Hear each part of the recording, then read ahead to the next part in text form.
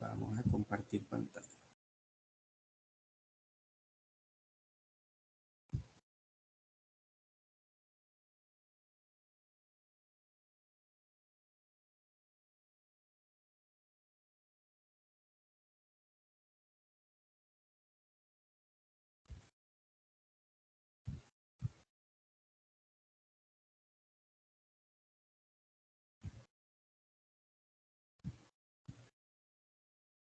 ¿Se alcanza a ver la presentación allí?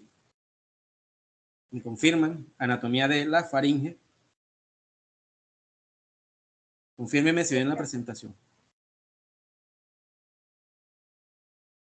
Ha pesado bastante el internet. ¿Sí se ve? Okay. Sí, profe. Ok, gracias. Está pesado el internet, pero de sobremanera.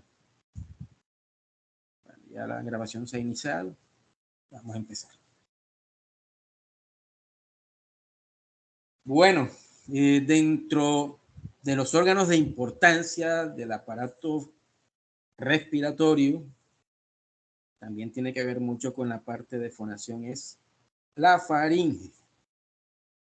Simplemente es un conducto musculoso membranoso que se extiende de manera vertical. Miren, todo esto corresponde a la faringe. ¿Cuáles son los límites? En la parte, bueno, ahí dice que en la parte anterior, pero en realidad parte anterior no está descrita en lo que corresponde a la faringe. Está la parte posterior, columna vertebral, el inicio de la columna vertebral cervical. ¿Cierto? A nivel superior, ¿verdad? Anterosuperior, las cavidades nasales, bucal, y a nivel inferior, lo que corresponde a la laringe como tal, que ya la vi. El vestíbulo es la estructura que comunica la cavidad bucal con el esófago y la cavidad nasal con la laringe. Entonces, en esta estructura, que lo pueden ver aquí, pues ya conocemos todo lo que corresponde a la cavidad craneana, ¿verdad? A la cavidad nasal, a la cavidad oral y los sitios o las subregiones en las que podemos dividir la faringe. Cuando está en relación con la cavidad nasal, ¿verdad? En la parte superior. Y bueno, por decirlo así, también pues en su límite anterior, la nasofaringe. En la parte media, que corresponde o colinda con la cavidad oral, orofaringe, y ya la parte baja se le agrega el sufijo hipo, que significa debajo, la hipofaringe. Entonces se considera como un embudo irregular, ensanchado superiormente, estrecho inferiormente, ¿verdad? Una F. Entonces es amplio, ensanchado en la parte superior y estrecho en la parte inferior. Ya cuando se comunica por la parte de adelante con la laringe, ¿verdad? La parte más inferior, y por la parte posterior ya también con la comunicación con el esófago. Tiene una longitud aproximada de 15 centímetros y este diámetro de acá arriba, ¿verdad? Este diámetro de acá arriba, la parte superior, por ser esta forma de embudo irregular, ensanchado superiormente, mide de 4 a 5 centímetros y la parte inferior es la mitad de esta, de 2 a 2.5 centímetros. Entonces, ahí estamos viendo pues cómo es realmente la morfología de la faringe.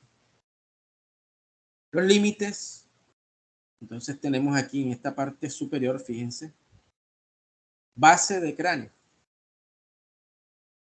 Base de cráneo, en la parte de la base, ¿cierto?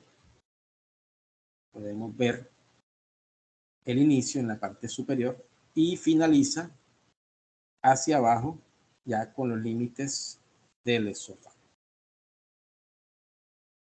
Ese extremo superior se inserta con la base del cráneo y el extremo inferior se relaciona con la 1, 2, 3, 4, 5, sexta vértebra cervical, obviamente, pues, en su cara anterior de la sexta vértebra cervical, y con la parte posterior del cartílago cricoides.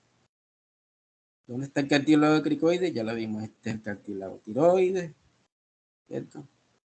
El cartílago cricoides. Y aquí tenemos a la tráquea. Entonces, ¿qué existe? ¿O cuál es la configuración externa y su relación? Entonces tenemos una cara posterior, ¿cierto? Que se relaciona con la columna cervical, las dos caras laterales y los dos extremos. Extremo superior, extremo inferior y las dos caras laterales, izquierda y derecha.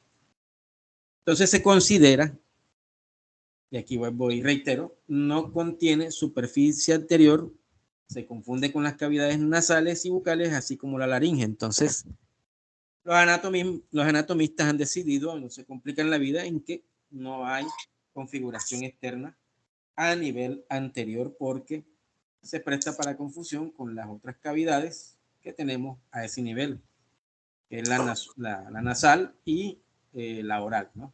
¿Alguien tiene prendido el micrófono? Exactamente. Bueno, entonces, ya saben, entonces contiene cara posterior, caras laterales y extremos. En la cara posterior, como hemos visto, pues la configuración. Esta cara totalmente, ¿verdad? Totalmente plana en relación con la columna cervical. Continúa con paredes laterales formando dos ángulos romos. Se relaciona con el espacio retrofaríngeo. Entonces tenemos ahí en esa parte de relación con el espacio retrofaríngeo, a veces sí tiene una parte anterior que es la misma faringe, la posterior la lámina prevertebral y a los lados los tabiques nasales. Entonces, como podemos ver aquí, hay una relación, ¿cierto? En la base del cráneo, donde encontramos el tubérculo faríngeo. Nunca se olviden de la apófisis estiloide, que bastante que la hemos visto. El espacio retrofaríngeo, que es ese espacio amarillito que ven allí. El rafe faríngeo, que lo vamos a ver después ya más detalladamente, es la estructura media, ¿verdad?, de la faringe. Y los diferentes sitios anatómicos que corresponden a los diversos ligamentos, por ejemplo, el ligamento estiloideo, porque une la apófisis estiloides con el hueso hioides. La línea oblicua del cartílago tiroideo, que la vimos anteriormente. El músculo cricotiroideo, porque une el cartílago cricoides con la tiroides. El cartílago cricoides y por acá atrás el esófago y la tráquea. Correcto. Aquí una figura parecida a lo que mostramos anteriormente. Las relaciones anatómicas que se encuentran a nivel con este corte. ¿Ya? Sabemos pues que esta es la parte anterior, esta es la parte posterior. Y la relación con los compartimentos prevertebrales que se encuentran aquí en esta parte posterior. Todo lo que tiene que ver con la vasculatura, ¿no? El paso de las arterias carótidas. Y pues ya la configuración de la faringe como tal, que es nada menos y nada más este lumen negro que ustedes ven. Aquí. Acá pues tenemos, ¿qué tenemos aquí? Está inmediatamente detrás y debajo. ¿Qué tenemos aquí? La vía respiratoria y aquí la vía digestiva. Las caras laterales y extremos se inclinan de manera anterior y lateralmente. En el extremo superior, ¿verdad?, se cuelga o se fija hacia la base del cráneo, como ya lo dijimos, y en el extremo inferior, en la parte anterior, se fija al extremo o borde inferior del cartílago cricoides y a nivel posterior el borde inferior de la sexta vértebra cervical. Allí en una vista posterior, ¿ya? Tenemos a nivel superior, en relación con el espacio maxilofaringeo y su contenido. Era lo que mostraba esta gráfica por acá, pero con otro corte, ¿no? Un corte superior. Entonces ahí tenemos lo que tiene que ver con el paquete de la vascular, ¿verdad? Entre las carótidas y la yugular.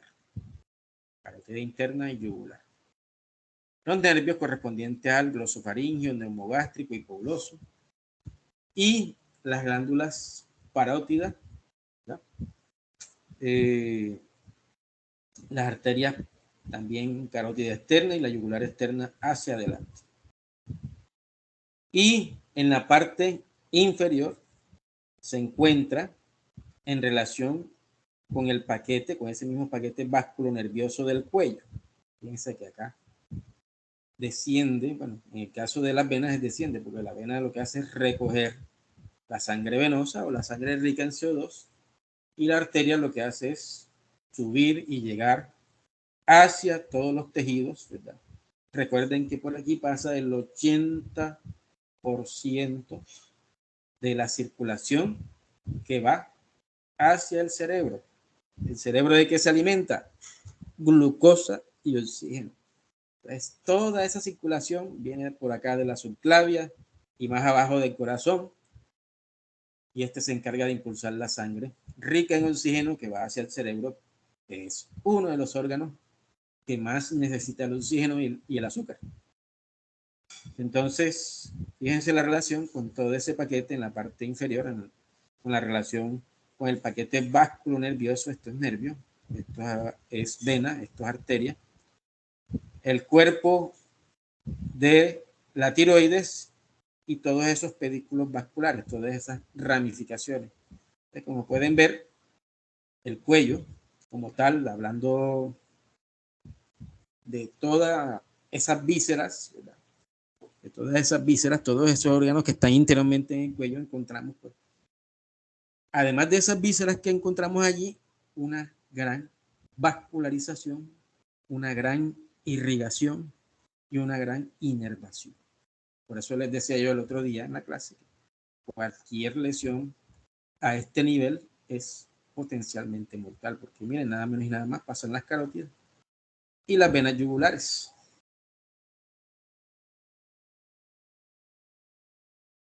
Entonces, es importante la protección del cuello, ya que no la posee. Configuración interna. Entonces, habíamos hablado de que se divide en tres porciones. Superior, o en relación con la cavidad nasal, media, o en relación con la cavidad bucal, y ya la inferior, que se relaciona con la laringe. Entonces, ahí tenemos, pues,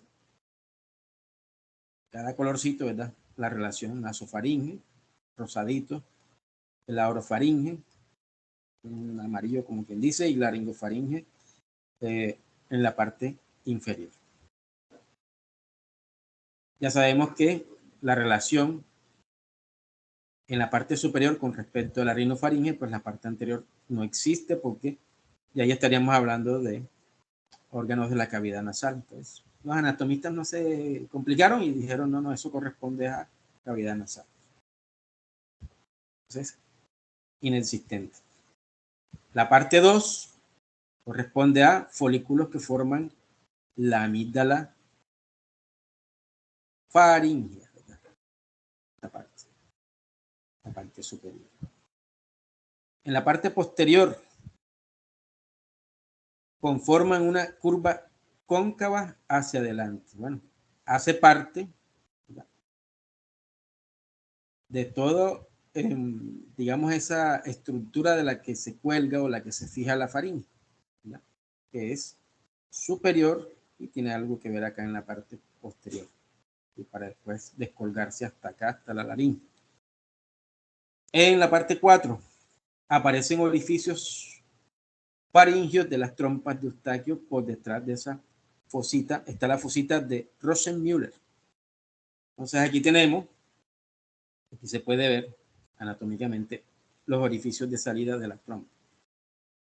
Trompa de Eustaquio, acuérdense que hemos hablado muy sumariamente de ella, pero realmente el fuerte para hablar trompa de Eustaquio es cuando hablemos de oído medio, que es el que directamente se comunica o hace el puente por medio de la trompa de Eustaquio hacia la garganta, hacia la faringe. Y pues principal función de la trompa de Eustaquio, liberar la presión, ¿verdad? Atenuar esa presión que contiene el oído medio. Cuando llega la onda sonora, ¿verdad? La recibe el oído externo, el meato auditivo externo recibe esas ondas sonoras, ya sea ruido, ya sea música, bueno, sonido como tal. Y eso produce una vibración a nivel del oído medio en la membrana timpánica. La membrana timpánica comunica esa vibración a través de la cadena osicular, o sea, de la cadena de huesecillos, martillo, yunque y estribo. El estribo conecta hacia el orificio oval, ¿verdad? Y esta vibración se comunica o sigue esa vibración y lleva una presión. Esa presión, para que el oído medio y el oído interno no se dañen y dañen el órgano de Corti, quien al final traduce todas esas ondas vibrátiles en estímulos eléctricos que van al cerebro y que interpretan qué es lo que estamos oyendo. La trompa de Eustaquio se encarga de liberar en algo, no toda, en algo, esa presión que llevan esas ondas vibrátiles. Entonces, por eso es importante. Lo otro, pues, que mencionaba en infantes, en lactantes principalmente, es las adecuadas técnicas de amamantamiento, ¿verdad? ¿Por qué? Porque un lactante, la mamá utiliza técnicas inadecuadas, ¿cierto? ¿Y qué va a pasar? Se va a acumular. La leche se devuelve para arriba. Si tienen al bebecito acostado, si acostumbran a darle leche, a darle la teta acostado, ¿qué pasa? Que esto se devuelve hacia el conducto, hacia la trompa de Eustaquio, se acumula la leche ahí, eso se daña, se pudre y ahí se coloniza, ¿verdad? Y esa colonización va directo al oído medio y por eso es que se producen las otitis medias recurrentes en lactantes, en las cuales las mamás, esto sí es culpa de la mamá netamente, aplican técnicas de lactancia inadecuada. La parte inferior que forma el velo del paladar. Bueno, aquí tenemos la amígdala palatina, ¿cierto? La que todos conocemos, la que se deja ver. En la parte media, orofaringe, fíjense, en relación con la boca. En relación con la boca y por debajo de esta, en la parte posterior, superior y la parte anterior y posterior.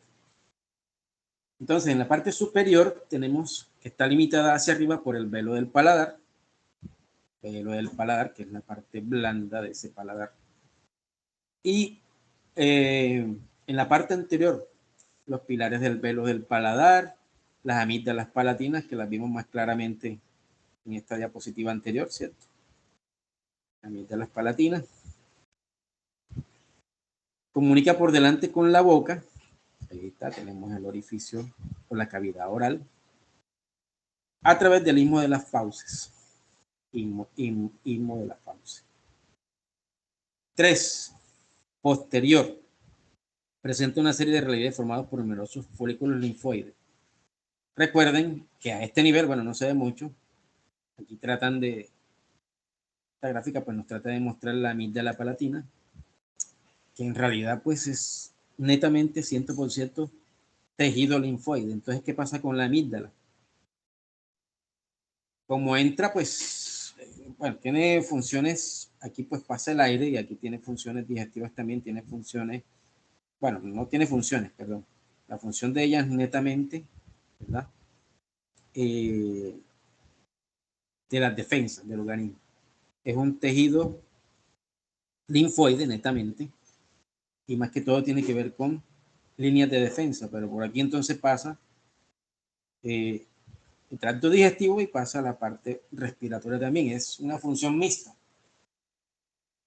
Entonces, ¿por qué se infecta tanto las amígdalas? Precisamente por eso, porque tiene entrada por este lado, que es la que menos de pronto tiene que ver con el tema de la inflamación o de la infección de las amígdalas palatinas, y la parte respiratoria, que sí tiene mucho que ver con los procesos infecciosos. ¿Ya? Entonces, mayormente, los cuadros de amigdalitis en niños, llámese lactante o lactante mayor, o ya niños mayores de 5 a 10 años, de 10 a 16, 18 años, pues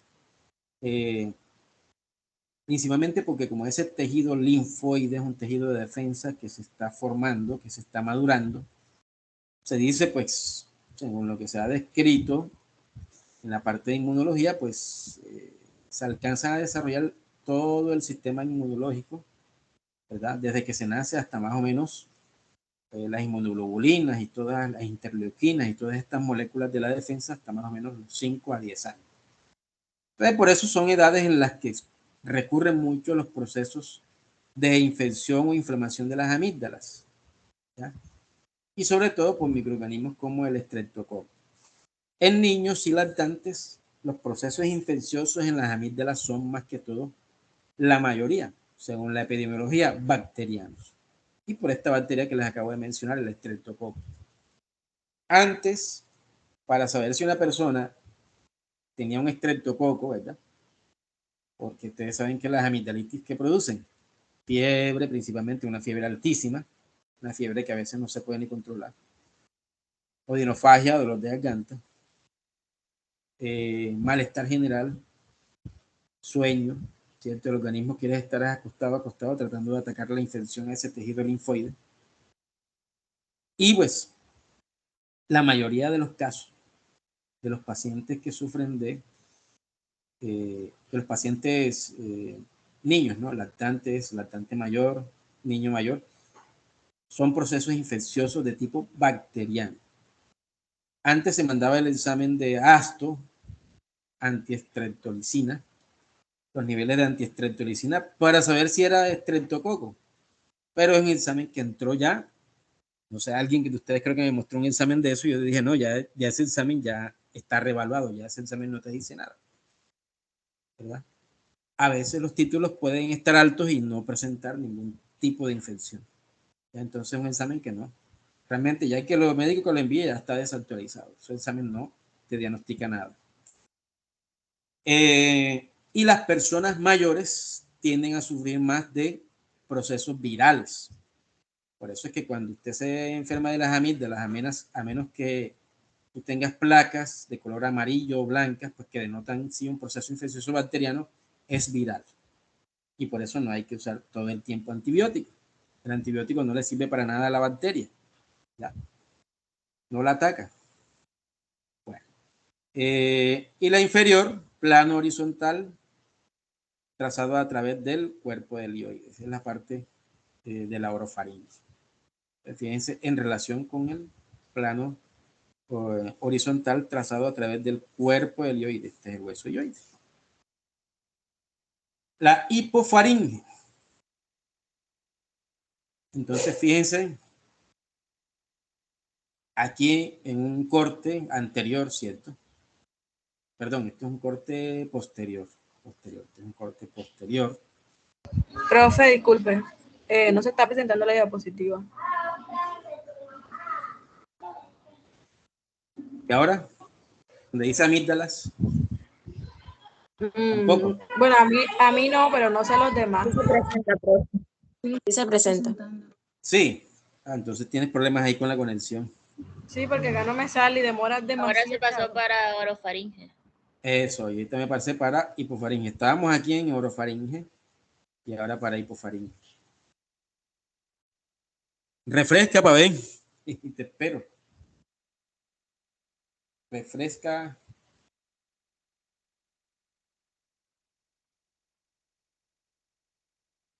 Refresca la página a ver si te sale. Estamos Ahora en sí. hipofaringe. Ok, bueno. No, es que el internet está bravamente pesado, la verdad. Yo acá estoy también luchando. Bueno, entonces la hipofaringe se relaciona, ¿verdad? Ya pues en ambos lados de la laringe se encuentran dos depresiones verticales, senos piriformes. Y es por donde ustedes hacen la masticación en la cavidad oral y allí es donde empieza a descender el bolo alimenticio. En este corte posterior vemos la diferencia, ¿verdad? Como les diré, esta clasificación que hicimos anatómica de la parte superior, la parte media y la parte inferior. La parte superior es la nasofaringe, media la orofaringe y la parte inferior que es la laringofaringe. Aquí pues, y así está, así lo vamos a ver en las maquetas cuando hagamos la práctica. Entonces tenemos aquí la amígdala faringea, ¿verdad? Es uno de los puntos anatómicos, de las referencias anatómicas en la parte superior, ¿no? Acá pues tenemos lo correspondiente a la cavidad nasal, ¿verdad? La nasofaringe. Tenemos la base del cráneo, ¿cierto? Por aquí tenemos la parte media, que es la orofaringe, y aquí ya la laringofaringe. Entonces aquí podemos identificar la amígdala faringea, que no se ve, y aquí sí, las amígdalas palatinas. Bueno, aquí están las amígdalas palatinas bilaterales. Y aquí pues las demás estructuras. El istmo de las fauces, que ya dijimos que tiene unos senos piriformes por donde desciende el bolo alimenticio. Aquí por debajo la amígdala lingual, que no la podemos ver cuando hacemos una laringoscopia o cuando revisamos la cavidad oral. Aquí el arco palatofaríngeo. El arco palatofaríngeo. Aquí pues ya en esto que describimos aquí a nivel bilateral, el receso piriforme o los senos piriformes, que son digamos como dos entraditas aquí a nivel de la glotis, ¿verdad? Y que es la que, acuérdense que esta es la tapita, esta es la que no permite por medio de un reflejo vasomotor, la que no permite la entrada de alimento por aquí, sino que el alimento se va por acá, ¿cierto? Entonces tenemos aquí la epiglotis, una cosa, es la tapita de la glotis. Aquí fíjense que están las cuerdas vocales de las cuales hablamos también. Cuando nosotros hacemos una laringoscopia, ¿qué vemos? Nosotros siempre cuando hacemos, los médicos cuando hacemos una laringoscopia tenemos que buscar esta estructura, la vallécula epiglótica. ¿Ya? Vallécula epiglótica. Ahí va pues la pala del laringo y abrimos y tenemos que mirar en esa laringoscopia que se observe de esta manera, o sea, este cuadrito aquí. Puedan ver las cuerdas vocales y por ahí es por donde va el tubo. ¿Ok?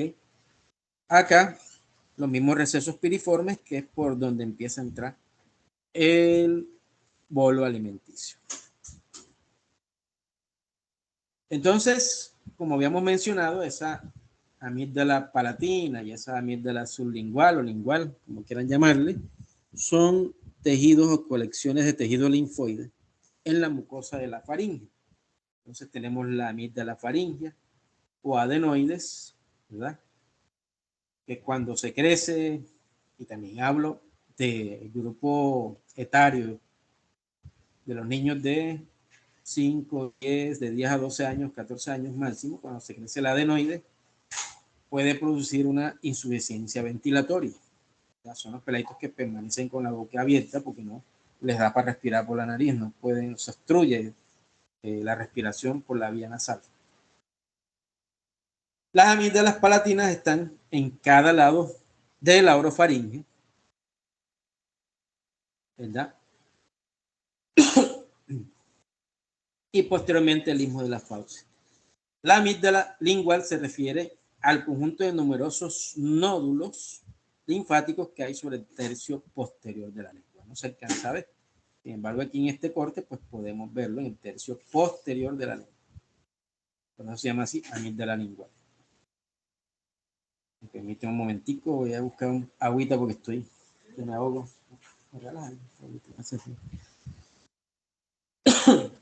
Bueno, dentro de la estructura de la faringe podemos distinguir, en este caso, las 4 capas. La capa mucosa, la rinofaringe, ustedes saben que cumple una función respiratoria y tiene también un tejido cilíndrico ciliado. La orofaringe y la hipofaringe ya es un tejido de tipo pavimentoso estratificado, es decir, un tejido que permite el paso de sustancias, ¿verdad? La capa submucosa o celular o celofibrosa, dependiendo de su localización. ¿Cómo es estructuralmente? La fibrosa es resistente superiormente, pero delgada y celular inferiormente. Entonces, estamos hablando de un tejido que es fuerte en la parte superior de la faringe, pero que es delgado en la parte inferior, en el cono inferior. Y de allí para adelante, ¿verdad? Se continúa inferiormente, gracias, inferiormente con la submucosa del esófago. ¿Ok? Entonces, ahí podemos diferenciar, incluyendo músculos, el rafe pterigomandibular. Bueno, fíjense que hablamos de capas musculares, capas mucosas. Hay una capa cartilaginosa que corresponde a los cartílagos, se llama así, a los cartílagos cricoides y tiroides, ¿verdad? Y ya la parte mucosa como tal corresponde a la función digestiva. Músculos de la faringe. 2 grandes grupos. Se basan en la orientación de las fibras con respecto a la pared faríngea. Fíjense cómo es la orientación, van la mayoría pues van, fíjense en esta forma, en la orientación de cómo va envuelta la faringe, ¿cierto? Entonces hablamos de constrictores que se orientan en dirección circular con respecto a la pared faringe, y los músculos longitudinales se orientan verticalmente. Entonces los longitudinales de arriba hacia abajo se orientan verticalmente y los músculos constrictores tratan de englobar ese tubo superior y ese tubo inferior de la faringe, ¿sí? Para permitir pues que cuando haya la contracción pues ella cumpla esas funciones mixtas que tiene. Entonces ahí tenemos los músculos constrictores, tenemos el músculo, tenemos la inserción posterior, inserción anterior. ¿Quién lo inerva? Bueno, facilito aquí, el nervio vago. Y la función, facilita la función y por eso su nombre. Entonces, como hemos estudiado la anatomía de izquierda a derecha y de abajo hacia arriba, de arriba hacia abajo. Perdón. Entonces, constrictores, constrictor superior, cuya inserción posterior es el rafe pterigomandibular y hueso adyacente sobre la mandíbula y gancho del pterigoides, ¿cierto? Esa es la inserción anterior. Es rafe pterigomandibular, gancho del pterigoides. Y la inserción posterior, fíjense cuando hablamos del rafe faríngeo, Es toda esta telita, este surco más bien, que se encuentra a nivel medial. Fíjense que es todo un señor ligamento, un señor rafe o ligamento. Es gruesito bastante y se encuentra en toda la mitad. Entonces esa es la inserción posterior. Lo mismo, le sigue el constrictor medio. Igualmente la inserción posterior es ese rafe medio, rafe faringio medio o rafe faringio, como quieran llamarle, está en toda la mitad. Y fíjense dónde termina, o dónde es la inserción anterior, perdón. Borde superior del asta mayor del hueso hioides y bordes adyacentes del asta menor del ligamento estiloideo. Está el ligamento estiloideo y fíjense que hay una parte que pega con ese ligamento y el asta mayor del hueso hioideo. La inserción posterior es el rafe medio o rafe faringio. Terminamos con el constrictor inferior. También la inserción posterior o origen es el rafe faringio. Y la inserción anterior es el cartílago cricoides, ¿verdad? Cartílago cricoides, abajo en la línea oblicua del cartílago tiroideo, por eso ya la hemos mencionado 3 veces, la línea oblicua del cartílago tiroideo, el cartílago cricoides que está más abajo, y un ligamento que se extiende entre esas uniones y cruza el músculo cricotiroideo. ¿Ok? Inervados por el 10º par y su mismo nombre lo dice, constricción de la faringe es la función de esos 3 músculos.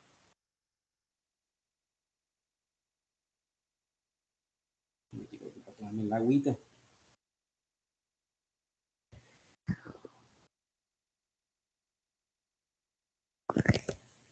Bueno, listo, entonces ahí tenemos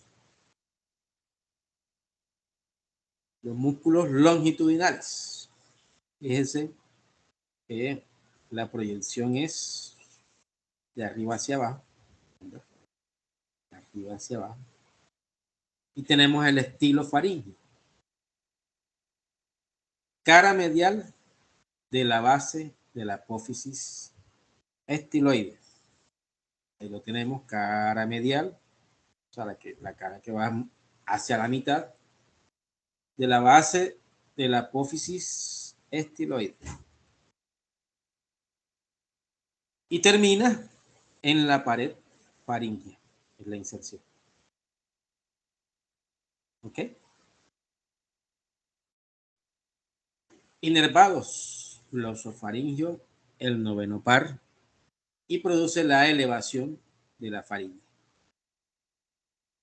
Salpingo faríngeo, cara inferior de la terminación faríngea de la trompa auditiva. El origen. Y la inserción, la pared faríngea también. Nervio vago es quien lo inerva y produce la elevación de la faringe. Palato faríngeo. Origen, superficie superior de la apófisis palatina. Inserción, la misma pared laringea, faríngea, inervado por el 10º par, también produce la elevación de la faringe y el cierre del istmo de las fauces, pues, que es por donde debe atravesar el bolo alimentario. O sea, ese cierre, pues, es necesario para que el alimento no se vaya por donde no tiene que irse. Irrigación y drenaje. Entonces empezamos por las arterias, las que llevan el oxígeno para que la célula funcione, para que los tejidos funcionen, cumplan su función, porque el oxígeno es necesario para cumplir todas esas funciones.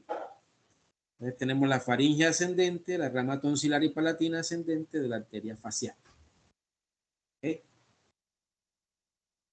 ¿Cierto? Entonces vienen de ramas de dónde? ¿Son ramas de qué? ¿Quién me dice? ¿Quién viene por allí? carótida interna. Todos esos vasos proceden de, de la carótida externa, porque esta se mete acá. De la carótida externa está la carótida interna. Todos estos vasos proceden de la arteria carótida externa. Fíjense, la carótida nace del tronco brachiocefálico. Esta es la subclavia, ¿ya? De la cual nace la tiroidea inferior. Entonces ahí tenemos el tronco tirocervical. Y esta es la carótida que a la vez se subdivide en externa e interna. ¿Ok? Viene del tronco brachiocefálico.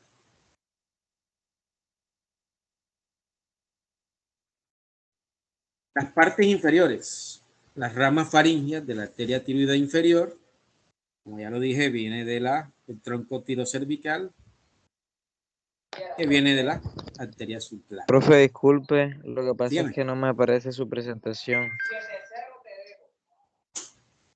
¿Los demás no les aparecen? A mí tampoco, profe. Yo Bueno, incluso me vamos. puse aquí al lado del internet y sigo viendo la diapositiva pasada y no de lo que usted está hablando. Bueno, entonces yo me salgo aquí y vuelvo a entrar.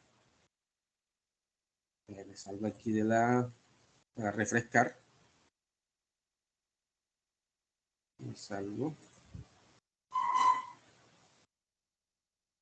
Dejar de presentar.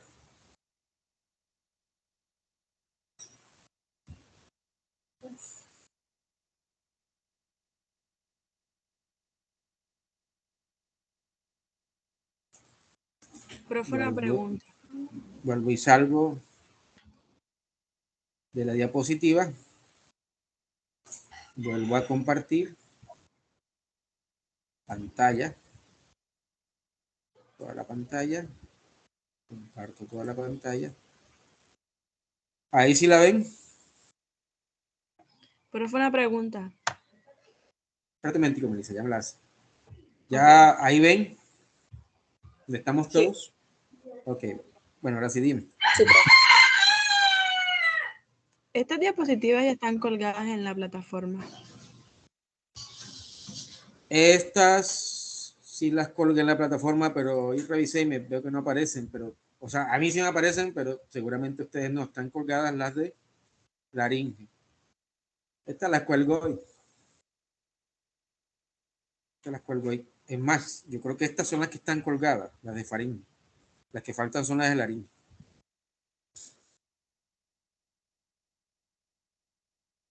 Bueno, entonces vamos a continuar. Estábamos en. Ahora sí en la presentación. Ah, profe, yo aún no la veo, sí. Pero voy a salirme y a entrar para ver para que usted esté pendiente para que me permita la entrada de nuevo. Listo, listo. Además, si la ven, irrigación y drenaje es la diapositiva. Los demás si la ven, ¿me confirman? Sí. Ok. Bueno, vamos a esperar al compañero.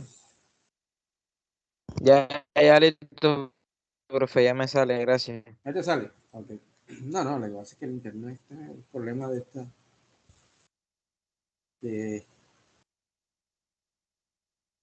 Del internet está pesado bastante, pero bastante. Bueno, entonces, lo que hablábamos anteriormente, en la parte inferior, la irrigación incluye las arterias, las ramas faríngeas de la arteria tiroidea inferior, que viene de la subclavia, y del tronco tirocervical, que es más grueso, y aquí pues tenemos la tiroidea inferior, fíjense, se mete acá a nivel de la tráquea y se sube allá a nivel de la tiroides, la parte inferior. La irrigación sanguínea de la amígdala palatina procede de la rama tonsilar de la arteria facial que penetra el músculo constrictor superior. Entonces, tenemos ahí la arteria facial y la rama tonsilar que irriga. Bueno, aquí no lo representa, no representa la amígdala palatina, pero ahí pues muestra esa rama tonsilar que la irriga. Y por eso es que, fíjense, ustedes ven todo esto bien vascularizado. O sea, de las partes más vascularizadas del organismo es el cuello, precisamente porque por ahí sube el 80% de la sangre arterial. Y el otro 20% sube por aquí, por las vertebrales, que también pasan unas arterias que no están representadas aquí, pero por aquí sube. Y esas arterias le dan el otro 20% de irrigación al encéfalo. Entonces, fíjense cómo está. Pues aquí no está detallado. Detalladamente, pues son más ramas, más ramificaciones, más detalladamente. Aquí pues las simplificaron y podemos ver, sin embargo, que es un área bastante irrigada. Y por eso es que las amígdalas, cuando se inflaman, tienden a tener un aspecto, ¿cómo les diré? Un aspecto hiperémico, o sea, enrojecidas, casi que se fueran a reventar cuando está empezando el proceso infeccioso e inflamatorio. Las venas. Entonces las venas lo que hacen es recoger sangre de los tejidos. Entonces, forma un plexo que drena superiormente en el plexo pterigoideo, o sea, lo recoge desde acá. Este plexo pterigoideo. Está la vena temporal, la vena retromandibular, todo eso se recoge en la fosa infratemporal e inferiormente en las venas facial y yugular interna. Tenemos aquí la yugular y todo este proceso que se recoge a nivel facial, donde está también una cadena ganglionar, fíjense, los nódulos retrofaringios, nódulos yugulodigástricos, ¿cierto? Y esta es la vena yugular interna, de bastante calibre y grosor, ¿verdad? Recoge toda la sangre venosa que viene de todos los tejidos del cerebro. Y bueno, termina o se continúa en el tronco yugular, tanto derecho como izquierdo, la vena yugular externa y forma o termina o desemboca en la subclávia. Entonces, fíjense que además de ese plexo que drena superiormente la cabeza y la cabeza y la parte de la faringe, que es la que nos interesa hoy, e inferiormente la facial y la yugular interna, fíjense que va acompañada de todos estos nódulos o ganglios, ¿verdad? Fíjense, los nódulos infrayoideos, todo este tejido que corresponde también a gran parte del tejido linfoide.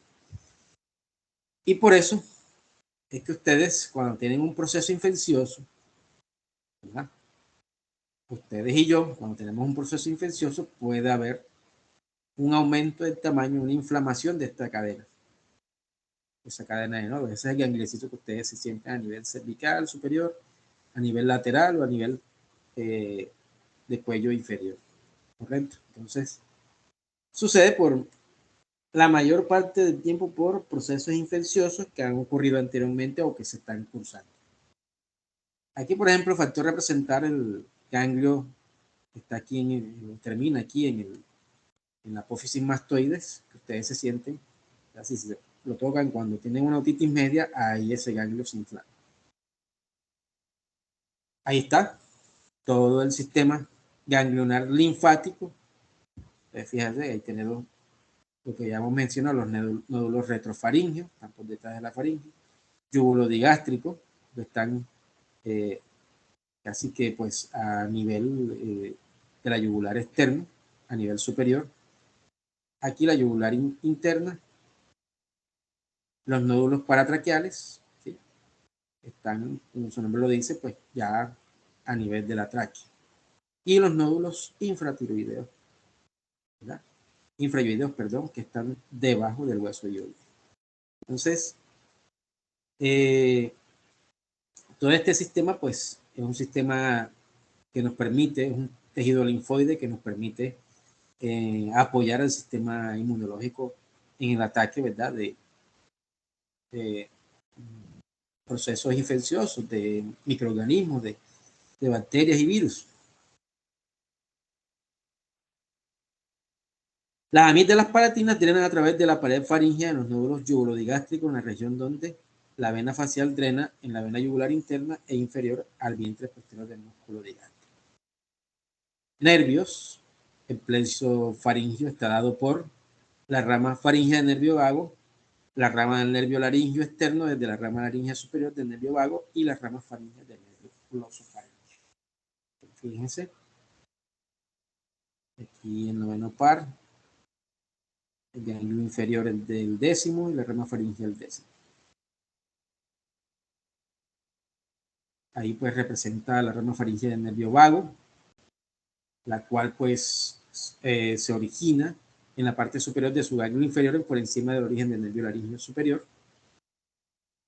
El nervio motor principal de la faringe, además, la rama faríngea del nervio vago, es el nervio motor principal de la faringe, además lleva la información sensitiva desde la laringofaringe. Todos los músculos de la faringe están inervados por el nervio vago, excepto, pregunta de examen, para el estilofaringio, que es inervado directamente por la rama del nervio glosofaringio o noveno par. Bueno, la MURF, séptima edición. Profesor, ¿puedo repetir la pregunta, por favor? Diga. Lo que dijo la Pregunta del examen. Esta. Todos los músculos de la faringe están inervados por el nervio vago décimo, excepto el estilofaringio, que lo hace el noveno par. Es una pregunta del examen, entonces aquí ya dimos la anatomía de la faringe. Listo, dejamos de compartir y dejamos de grabar. Este video debe subirse. Aquí, donde ya le quito a detener grabación. Listo, entonces este video lo subimos a la plataforma apenas